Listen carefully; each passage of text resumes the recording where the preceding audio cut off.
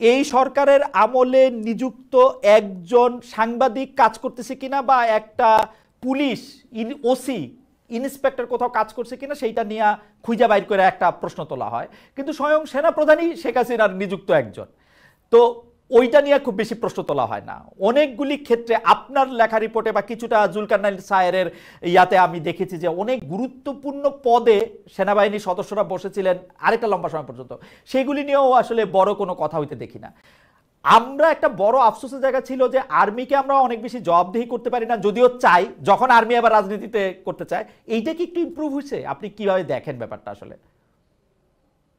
এটা তো একদিনে ইমপ্রুভ হবে না, এটা আস্তে আস্তে ইমপ্রুভ হবে। আমার কাছে মনে হয় যে এখন যে ঘটনাগুলো ঘটতেছে সেগুলো কিন্তু আমরা মানে হঠাৎ করে পরিবর্তন করে ফেলবো, এটা মনে হয় যে খুব একটা স্মার্ট হবে না চিন্তা করাটা।